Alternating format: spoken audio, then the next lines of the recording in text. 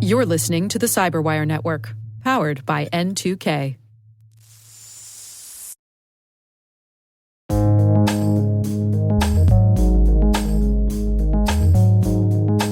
The word is endpoint security.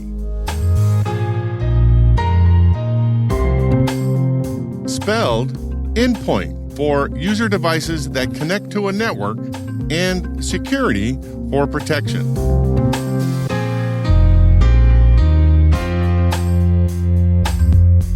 Definition: the practice of securing a device that connects to a network in order to facilitate communication with other devices on the same or different networks.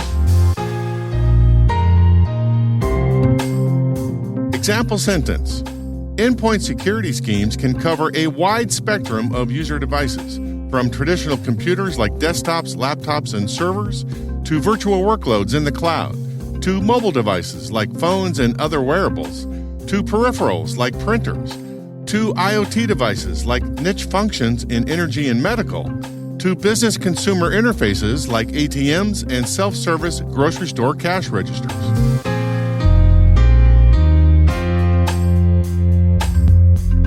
Origin and context. Computer scientists began experimenting with securing mainframes in the 1970s.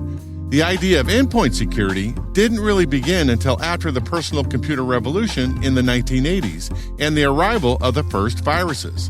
In 1986, the brain boot sector virus started to propagate, and according to Daniel Snyder at Info Carnivore, quote, "Brain boot came with contact information for the authors who created it," end quote. It was a simpler time. The first antivirus programs started appearing as freeware and shareware tools. Researchers used a bulletin board chat group called VirusL to exchange information, tools, and shareware for the purpose of removing virus infections. The first commercial antivirus products came from companies like G-Data Software and McAfee in the late 1980s. Today, endpoint security has evolved from antivirus products as the only solution in town to a palette of security enhancement solutions. Examples include traditional antivirus, sandboxing, personal firewalls, encryption, anti-exploitation, anti-malware, patch management, asset management, and endpoint detection and response, or EDR. EDR solutions typically collect endpoint telemetry in the cloud and run machine learning algorithms on the data to find malicious activity. XDR solutions combine EDR telemetry with network detection and response, or NDR telemetry, in a similar manner.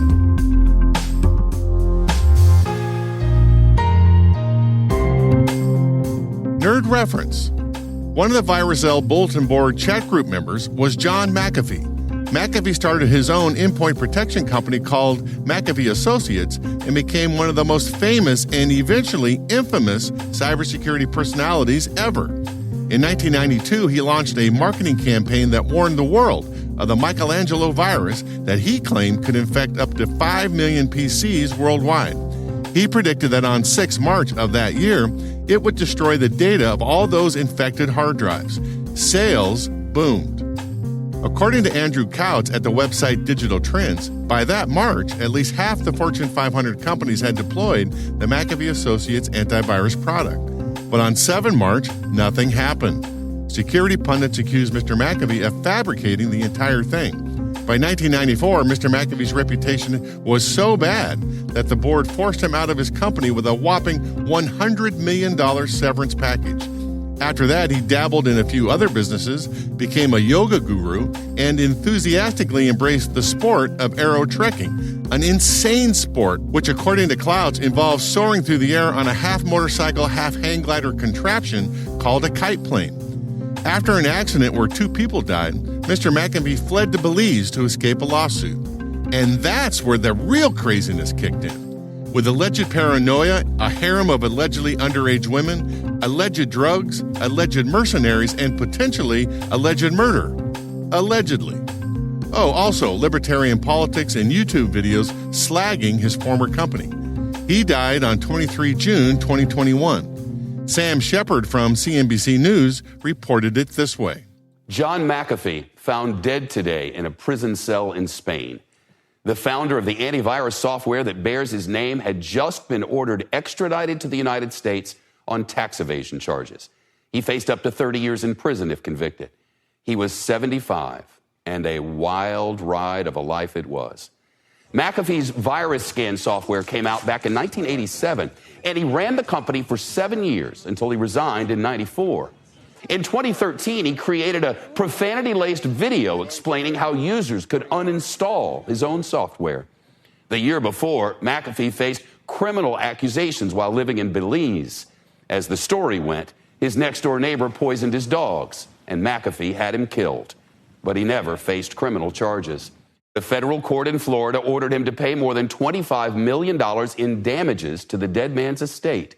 The feds say McAfee failed to file tax returns for 5 years last decade. The Securities and Exchange Commission came for him, too, accusing McAfee of making more than $23 million in undisclosed income from false and misleading cryptocurrency recommendations. The federal court in Manhattan charged him in an alleged pump-and-dump scheme. Along the way, of course, McAfee ran for president. Last October, police in Spain arrested him on the warrant out of the United States. Authorities in Spain say they suspect John McAfee killed himself. His death is under investigation.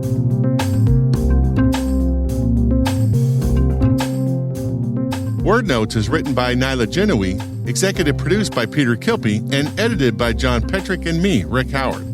The mix, sound design, and original music have all been crafted by the ridiculously talented Elliot Peltzman. Thanks for listening.